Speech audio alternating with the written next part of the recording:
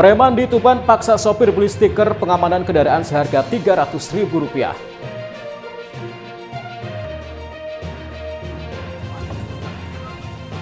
Menikmati pedasnya sambelan iwak kali di pesisir Sungai Berantas.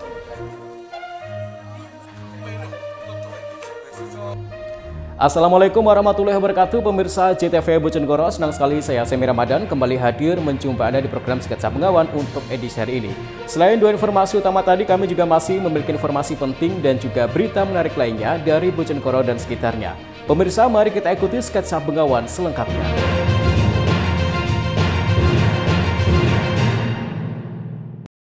Pemirsa, kita awali informasi yang pertama. Seorang preman asal Kabupaten Tuban ditangkap polisi usai memaksa sopir membeli stiker keamanan seharga Rp300.000. Aksi premanisme itu sempat direkam salah satu sopir dan viral di media sosial. Unit Tindak Pidana Umum Satreskrim Polres Tuban mengamankan seorang preman yang kerap memaksa para sopir membeli stiker pengamanan di jalur nasional Pantura, Desa Sukiwaras, Kecamatan Jenuh, Kabupaten Tuban. Aksi premanisme ini terendus pihak kepolisian setelah salah seorang sopir mengunggah video dirinya dipaksa membeli dua stiker ukuran 3x10 cm seharga Rp300.000.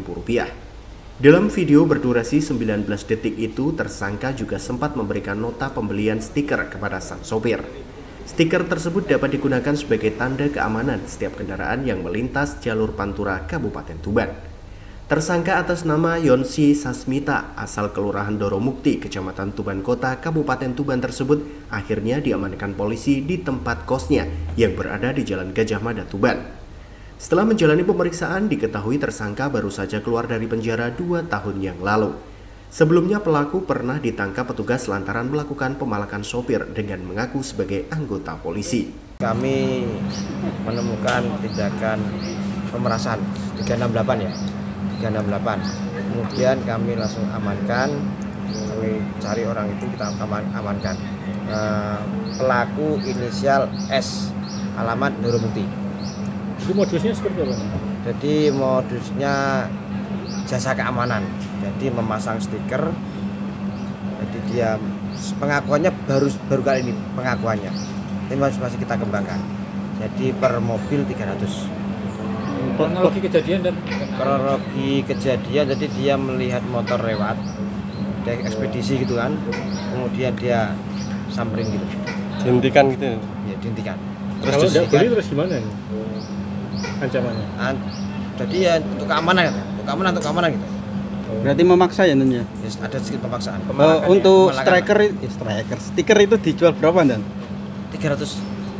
Sudah ada berapa kendaraan yang pengakuannya baru sekali. Ini bisa kita periksa dulu. Cuma satu kendaraan? Ya. Jeratannya Dan? Pasal 368. 368. Ancaman? Tahun. Untuk jumlah korban mungkin Dan? Dan infonya pelaku ini juga pernah diamankan karena mengaku menjadi pemalakan, mengaku seorang anggota. Dulu sudah pernah diamankan mengaku sebagai anggota. Nah, bawa senpi korek. Ini terulang lagi. Itu tahun berapa? Kayaknya 2 tahun yang lalu.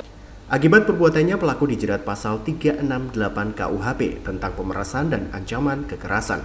Tersangka diancam hukuman 9 tahun penjara. Ziki Muhammad, Husni Mubarok, JTV, Tuban. Sementara itu, dalam upaya meningkatkan produktivitas hasil pertanian, Bupati Ngawi mengusulkan pembuatan tanggul penahan banjir di 4 kecamatan di aliran Sungai Bengawan Madiun. Terlebih di wilayah tersebut merupakan daerah sentra pertanian di Kabupaten Ngawi. Sejumlah 4 kecamatan yang menjadi sentra lahan pertanian padi di Ngawi merupakan daerah rawan banjir saat intensitas hujan tinggi. Keempat kecamatan tersebut yakni adalah Kuadungan, Pangkur, Padas, dan Ngawi. Wilayah tersebut kerap menjadi langganan banjir dari luapan Sungai Bengawan Madiun. Bupati Ngawi, Oni Anwar Harsono menjelaskan, untuk kesekian kalinya guna mendukung peningkatan produktivitas pertanian, pihaknya mengusulkan pembuatan tanggul di sepanjang Sungai Bengawan Madiun yang melintasi di 4 kecamatan tersebut. Panjang tanggul penahan banjir sendiri kurang lebih sekitar 12 km. Seperti di wilayah Kecamatan Kuadungan yang kerap menjadi langganan banjir hingga mengendangi lahan pertanian, membuat ancaman produktivitas turun sampai gagal panen saat banjir dan selalu dikhawatirkan oleh para petani. Kurang lebih ada 800 hektar sawah yang sering terendam akibat luapan Sungai Bengawan Madiun. Sehingga melalui Kementerian Pekerjaan Umum, pihaknya berharap akan ada pembangunan tanggul atau normalisasi di sepanjang Sungai Bengawan Madiun. Existing di lapangan, irigasi teknis kita dalam kondisi baik itu di atas 95%. Terus kemudian masyarakat di Kabupaten Ngawi ini sudah banyak yang menggunakan sumur submersible pump, sumur dalam 22.000 titik, sehingga manajemen air dirasa cukup di Kabupaten Ngawi. Kita menyampaikan kebutuhan untuk Kabupaten Ngawi itu yang justru urgent, itu pembangunan tanggul penahan banjir di 4 kecamatan kita, mulai Wadungan, Pangkur, Padas, Ngeneng.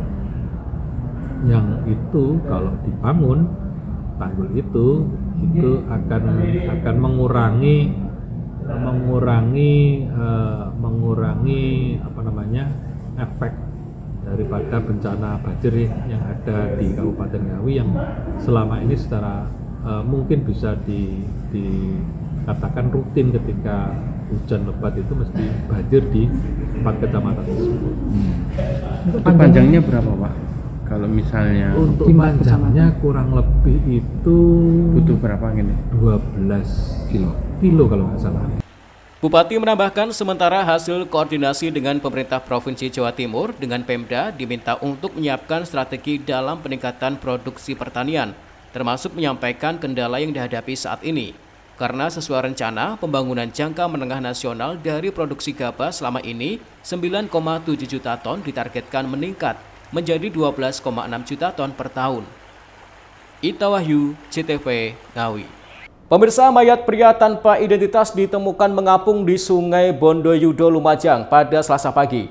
Saat ditemukan, kondisi mayat sudah mengembang serta mengeluarkan bau tidak sedap. Diduga mayat tersebut telah berada di sungai kurang lebih selama 3 hari. Warga desa Bondoyudo, Kecamatan Sukodono, Lumajang dihebohkan dengan ditemukannya sesosok mayat yang mengapung di Sungai Bondoyudo pada Selasa pagi. Mayat berjenis kelamin laki-laki itu ditemukan tersangkut di bebatuan dalam posisi tengkurap tanpa mengenakan sehelai pakaian. Kondisi mayat sudah mengembang serta mengeluarkan bau tidak sedap. Diduga mayat tersebut telah berada di dalam sungai selama kurang lebih 3 hari. Tim reaksi cepat Badan Penanggulangan Bencana Daerah Kabupaten Lumajang mengevakuasi mayat tersebut. Petugas berjibaku menyeberangi sungai dengan kedalaman lebih dari 1 meter. Langsung kita gerakkan kawan-kawan tim reaksi cepat untuk melakukan evakuasi tentang jenazah ini. Kondisi jenazah? Jenazah ini kita temukan tadi sudah abses, jadi sudah melembung dan akan kita serahkan kepada Rumah Sakit Umum Lumajang untuk visum tindak lanjut. Kira-kira sudah berapa hari di air? Kalau melihat keadaannya ini sudah 3 hari. Jenis kelamin? Jenis kelamin laki-laki. Sementara ini tidak ada laporan kehilangan? Atau? Sampai saat ini kita belum menerima informasi laporan kehilangan dari keluarga.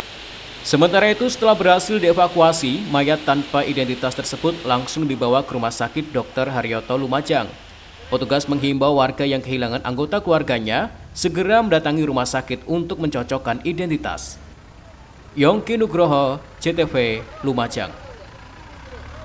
Terekam CCTV gangster tebar teror sambil bawa sajam di Tuban. Informasinya akan kami hadirkan sesaat lagi, tetaplah di Sketsa Pegawai.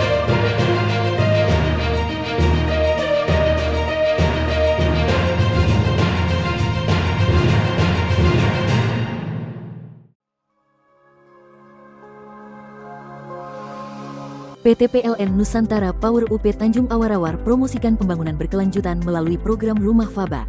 Implementasi program Rumah Faba sebagai bagian dari komitmen PLN Nusantara Power terhadap masyarakat ditujukan agar tidak hanya memberikan manfaat sosial, tetapi juga mempromosikan potensi dan keunggulan Faba dalam konstruksi dan pembangunan.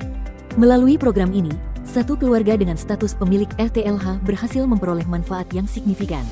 Pembangunan Rumah Faba pada tahun ini menggandeng peranan dari TNI AD dan masyarakat sekitar Desa Kaliuntu, Kecamatan Jenu, Kabupaten Tuban. Murtado, Kepala Desa Kaliuntu, menyampaikan apresiasinya kepada PT PLN Nusantara Power UP Tanjung Awarawar dan Kodim 0811 Tuban. Program Rumah Faba menjadi salah satu program unggulan PT PLN Persero dalam mendorong pemanfaatan limbah faba.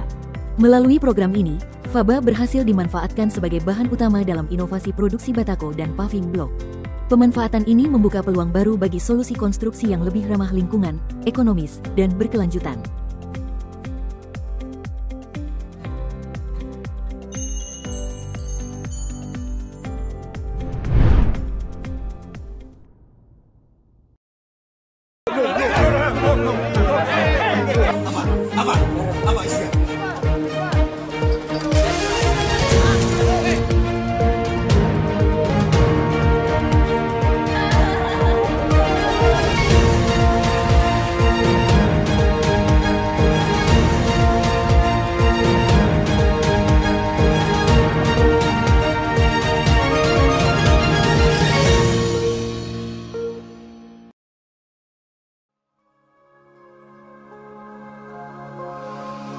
PT PLN Nusantara Power UP Tanjung Awarawar promosikan pembangunan berkelanjutan melalui program Rumah Faba. Implementasi program Rumah Faba sebagai bagian dari komitmen PLN Nusantara Power terhadap masyarakat ditujukan agar tidak hanya memberikan manfaat sosial, tetapi juga mempromosikan potensi dan keunggulan faba dalam konstruksi dan pembangunan. Melalui program ini, satu keluarga dengan status pemilik RTLH berhasil memperoleh manfaat yang signifikan. Pembangunan rumah faba pada tahun ini menggandeng peranan dari TNI AD dan masyarakat sekitar Desa Kaliuntu, Kecamatan Jenu, Kabupaten Tuban. Murtado, Kepala Desa Kaliuntu, menyampaikan apresiasinya kepada PT PLN Nusantara Power UP Tanjung Awarawar dan Kodim 0811 Tuban. Program Rumah Faba menjadi salah satu program unggulan PT PLN Persero dalam mendorong pemanfaatan limbah faba. Melalui program ini, faba berhasil dimanfaatkan sebagai bahan utama dalam inovasi produksi batako dan paving block. Pemanfaatan ini membuka peluang baru bagi solusi konstruksi yang lebih ramah lingkungan, ekonomis, dan berkelanjutan.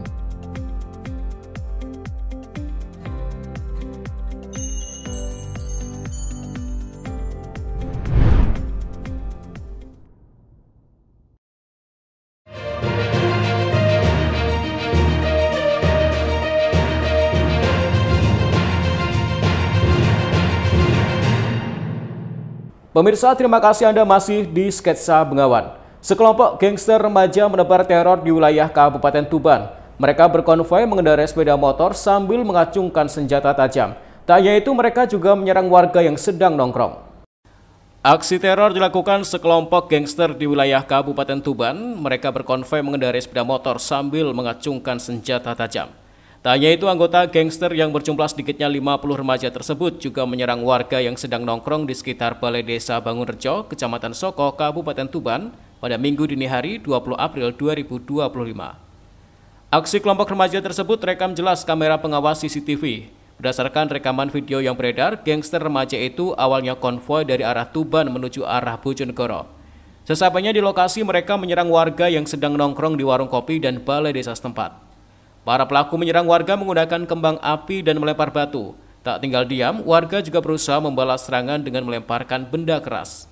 Sempat terjadi bentrokan dan saling lempar antar kedua kubu. Mendapat perlawanan, para gangster segera kabur menuju arah Bojonegoro. Belum diketahui secara pasti jumlah korban luka dalam bentrokan tersebut, namun sejumlah sepeda motor dan fasilitas balai desa mengalami kerusakan akibat lemparan batu. Ini tadi terjadi apa Pak ini Pak? Tawuran Mas. Tawuran Ya, ada yang bawa pedang, celurit. Tadi sekitar jam berapa Pak kejadiannya? Setengah satu. Pak. Setengah satu. Sekitar berapa orang Pak tadi? Ya, kurang lebih 50 Pak. 50 orang ya? Ya. Tapi ada korban jiwa atau tidak? Enggak ada Pak. Enggak ada. Waktu kejadian jenengan di mana Pak? Di depan rumah. Di depan rumah. Kaget ya ada. Ya, kaget, rame-rame saya keluar. Hingga kini belum diketahui secara pasti identitas para pelaku penyerangan dan motif apa yang memicu. Pihak kepolisian masih berusaha menyelidiki dengan mengumpulkan bukti serta keterangan sejumlah saksi. Ziki Muhammad, Husni Mubarak, CTV, Tuban. Sementara itu, petani di Kabupaten Nganjuk mengeluhkan harga pupuk subsidi yang dijual oleh kelompok tani melebihi dari harga eceran tertinggi pemerintah. Pupuk subsidi yang seharusnya dijual Rp112.500 per sak dijual seharga Rp150.000 per sak. Petani di Kabupaten Nganjuk mengeluhkan harga pupuk subsidi yang dijual oleh kelompok Tani Lestari Desa Ngronggot, Kecamatan Ngronggot, Kabupaten Nganjuk di atas harga eceran tertinggi atau HET yang ditetapkan oleh pemerintah. Pupuk subsidi yang harusnya dijual Rp112.500 per sak tersebut justru dijual dengan harga Rp150.000 per sak. Kondisi tersebut dikeluhkan oleh para petani sehingga mereka melakukan protes. Untuk mencari solusi, para petani melakukan pertemuan dengan pihak kelompok tani dan Dinas Pertanian setempat. Menurut Jarwa petani desa setempat, para petani setempat melakukan protes karena harga pupuk subsidi yang dijual di desa setempat tidak wajar. Untuk itu, para petani meminta agar pupuk dijual sesuai dengan HET, serta pihak kelompok tani tidak membebankan pengeluaran lain-lain ke petani. Tidak nih, tetap tidak sepakat karena kelebihannya itu tidak ada kejelasan yang akurat.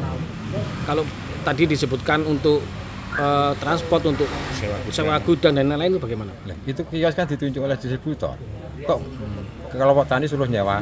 Transport petani itu kan ngambil langsung di kios, nggak diantar ke rumah. Kalau kan pengeluaran itu larinya kemana uangnya? Untuk biaya administrasi kan juga sudah jelas ada. Pertanyaannya itu kelebihan dari HET itu arahnya kemana? Dan jumlahnya berapa? Kan belum ada kepastian untuk itu. Kalau tadi itu ada surat kesepakatan atau surat kuasa. Saya kan sudah mempertanyakan kesepakatan itu yang masuk di dalam RDKK itu menandatangani semua apa tidak. Ternyata kan namanya kan nggak ada nama saya atau nama istri saya di dalam surat pernyataan tersebut.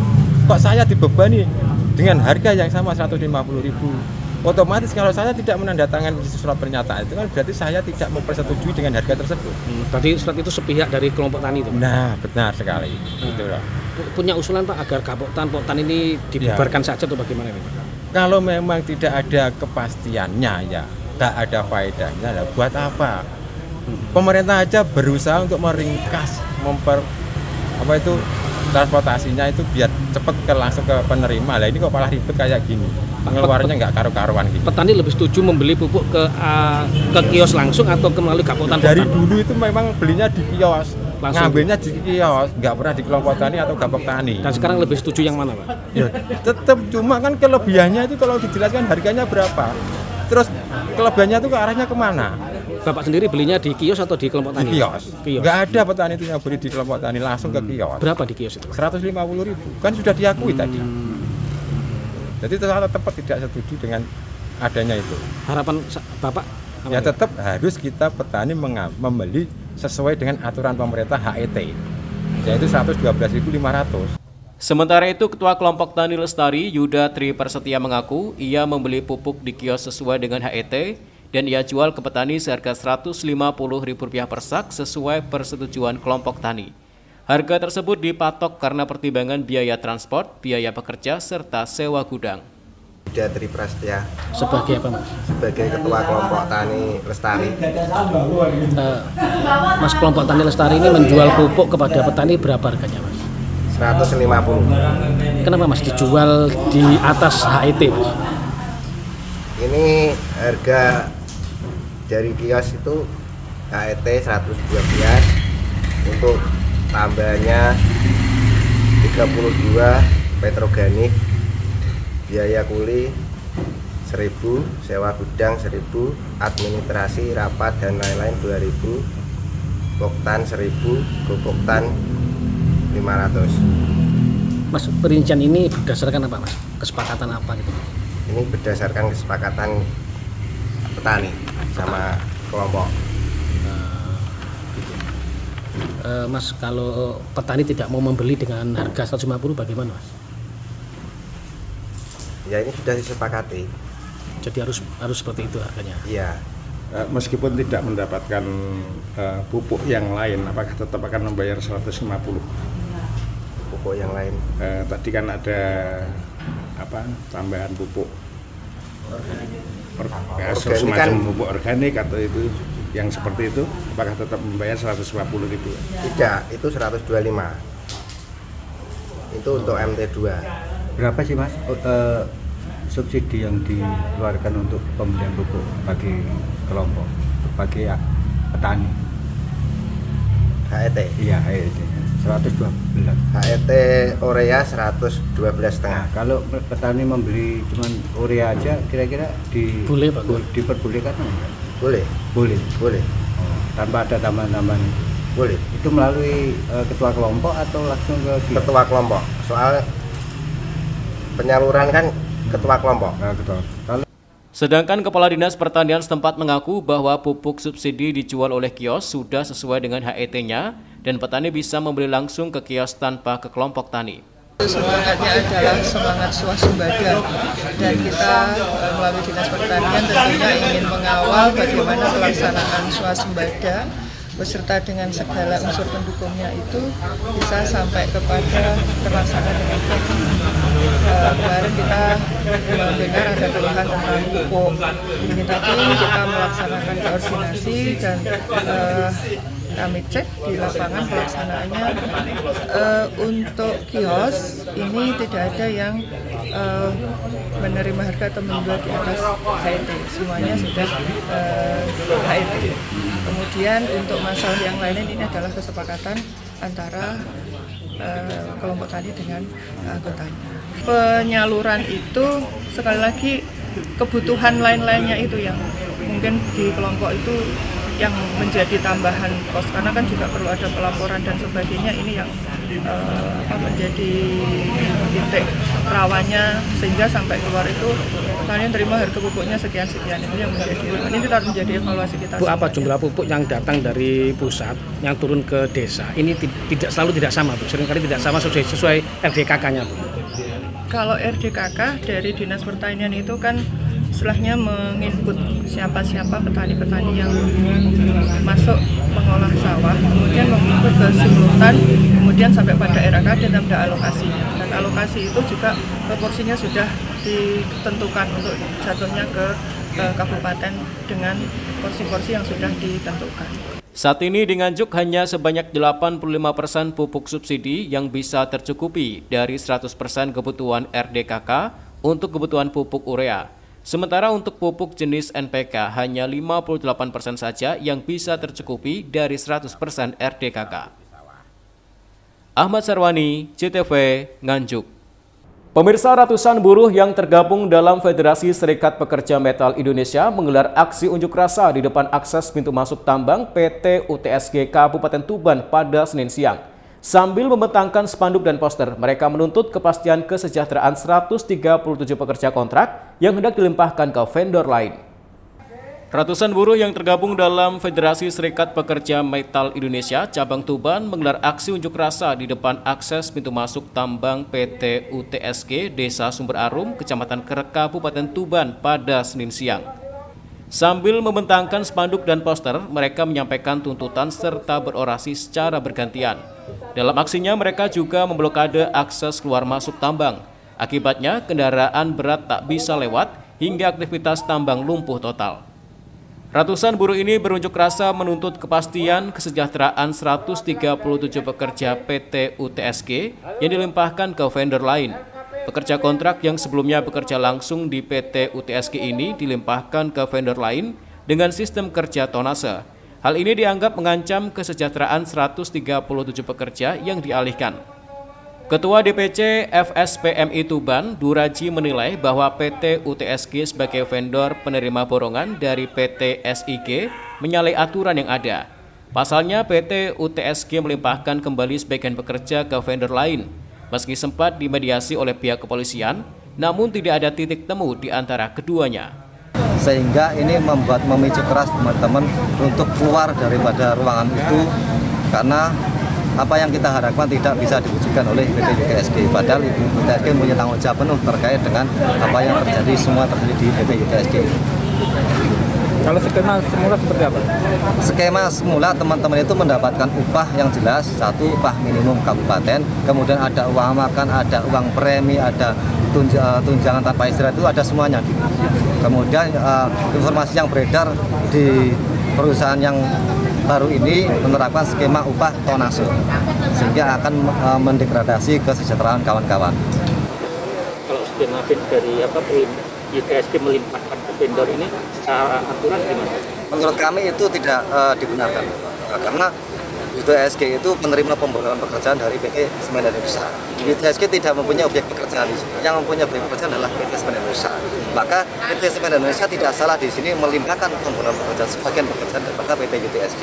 Yang salah adalah PT YTSG melimpahkan sebagian pekerjaan itu kepada perusahaan yang lain. Ini yang tidak diperbolehkan. Masa aksi mengancam akan terus melangsungkan aksinya hingga tuntutan mereka terpenuhi. Sementara itu, hingga berita ini ditayangkan, pihak PT UTSG masih enggan memberikan tanggapan.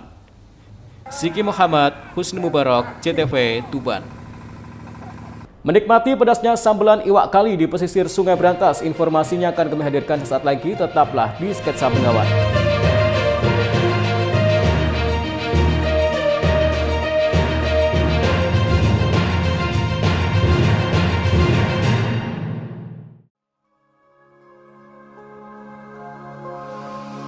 PT PLN Nusantara Power UP Tanjung Awarawar promosikan pembangunan berkelanjutan melalui program Rumah Faba.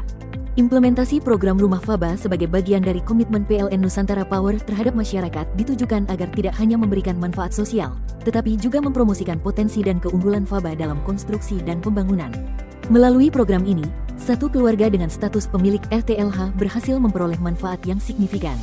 Pembangunan Rumah Faba pada tahun ini menggandeng peranan dari TNI AD dan masyarakat sekitar Desa Kaliuntu, Kecamatan Jenu, Kabupaten Tuban.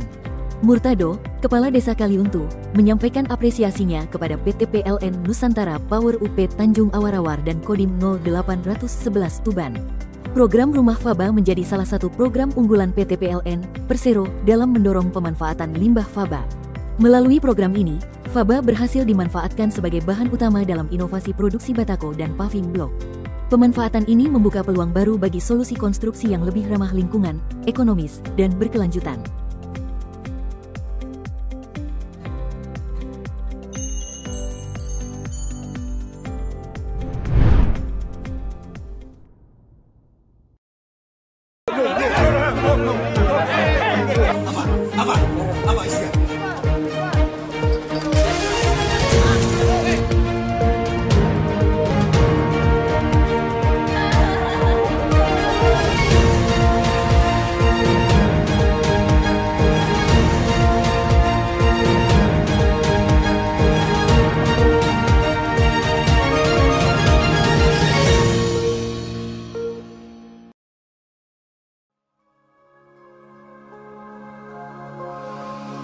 PT PLN Nusantara Power UP Tanjung Awarawar promosikan pembangunan berkelanjutan melalui program Rumah Faba.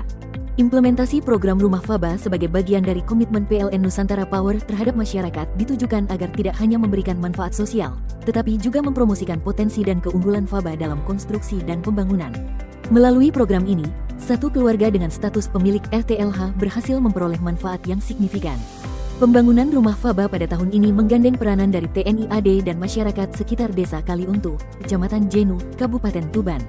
Murtado, Kepala Desa Kaliuntu, menyampaikan apresiasinya kepada PT PLN Nusantara Power UP Tanjung Awarawar dan Kodim 0811 Tuban.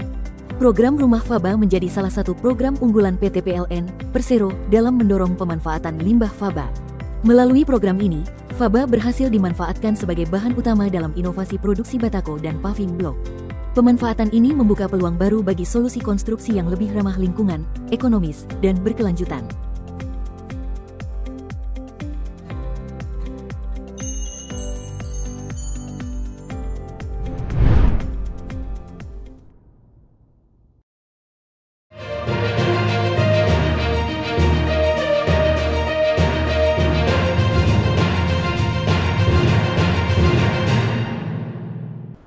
Pemirsa, terima kasih Anda masih di Sketsa Bengawan. Bagi Anda para pecinta kuliner, khususnya olahan ikan air tawar dan sambal pedas, tak ada salahnya mampir ke warung sambelan yang ada di pinggir aliran Sungai Brantas di Kabupaten Jombang. Berada di tengah perkampungan dekat Sungai Brantas, warung ini menawarkan suasana makan siang yang syahdu. Ditemani dengan gemericik air dan udara segar alam pedesaan, menu ikan air tawar segar dinikmati dengan sambelan pedas cukup menghibur lidah penikmatnya. Warung ini terkenal dengan aneka menu sambalan khas sungai, mulai dari ikan wader goreng yang renyah, belut goreng gurih, udang sungai manis pedas, hingga gabus dan gurami bakar yang disajikan dengan sambal khas buatan sendiri. Berada di Desa Pulau Gedang, Kecamatan Tembelang, Jombang, warung ini berdiri sejak belasan tahun silam. Menurut pemiliknya, Ismail atau yang akrab disapa Cak Mail, semua sambal diolah dengan cabai rawit merah dan rempah pilihan, dengan cita rasa pedas gurih yang membuat penikmatnya ketagihan. Spesialnya, sambal di sini langsung diulek ketika dipesan, jadi bisa request level pedasnya.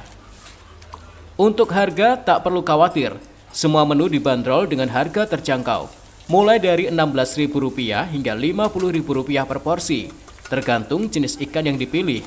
Ikan-ikan yang ditawarkan juga masih segar, yang merupakan hasil dari menangkap di sungai secara langsung. Tak hanya warga sekitar, warung ini juga sering didatangi oleh pengunjung dari berbagai daerah, khususnya saat akhir pekan.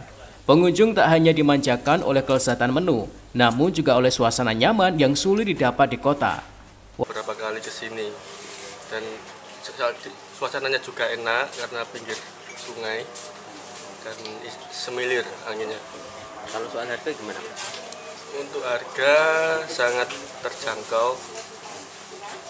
Yang paling favorit makan apa di sini?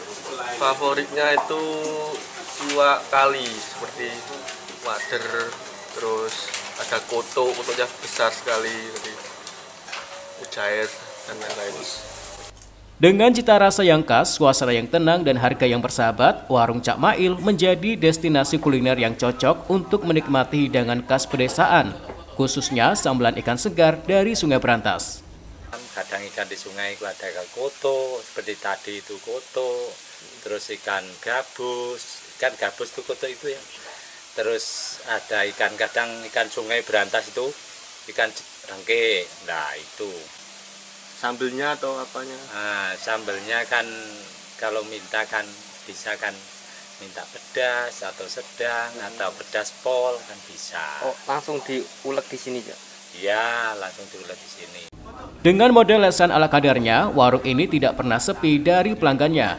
Mereka ingin menikmati sambelan pedas dengan ikan olahan di tepi aliran sungai. Anda tertarik? Silahkan datang langsung ke lokasinya. Saiful Mu'alimin, CTV, Jombang. Sementara itu, batang pohon pisang atau biasa disebut dengan gedebok biasanya dibuang begitu saja setelah buahnya diambil. Namun di tangan warga Bojonegoro, batang pohon pisang ini justru mampu diolah menjadi camilan yang gurih berupa keripik yang mampu menghasilkan cuan.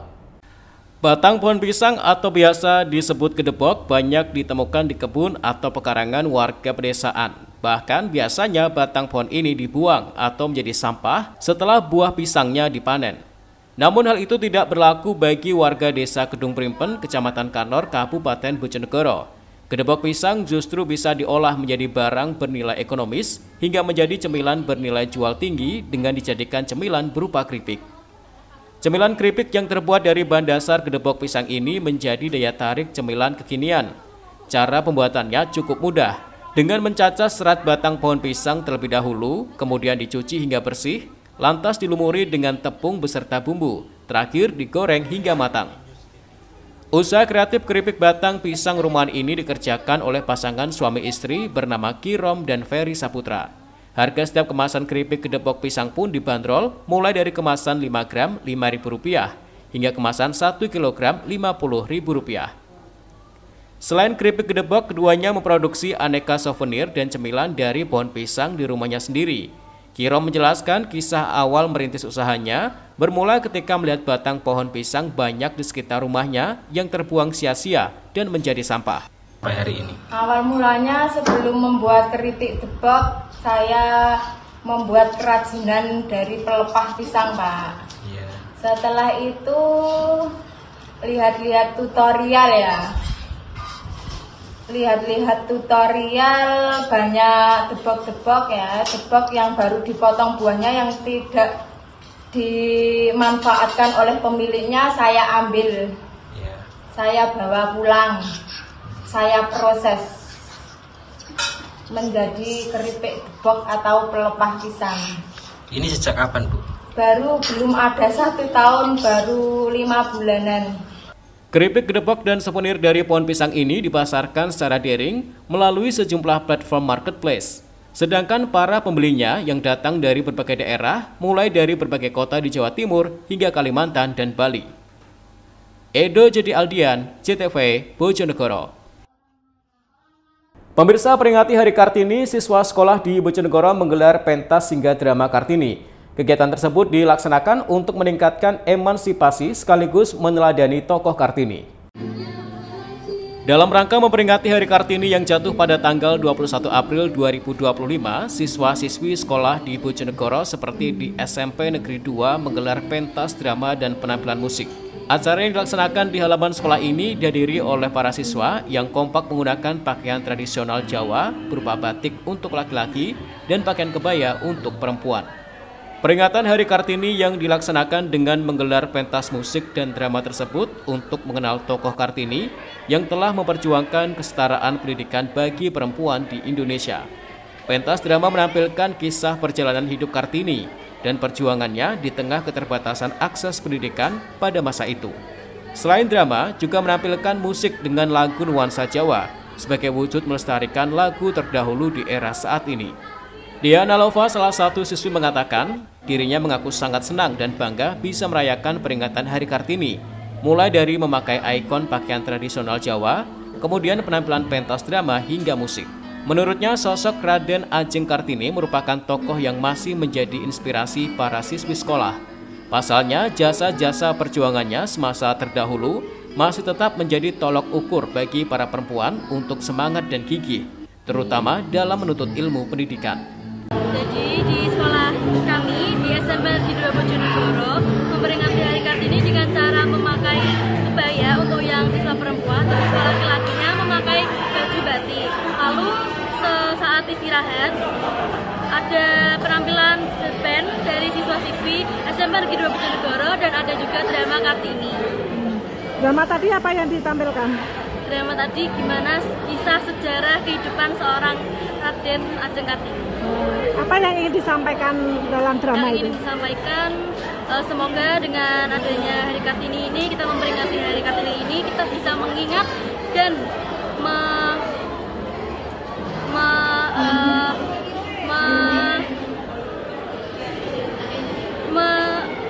mengingat perjuangan ibu kita Kartini. Semoga jasa-jasa yang dia berikan kepada kita semua bisa berjalan sampai saat ini.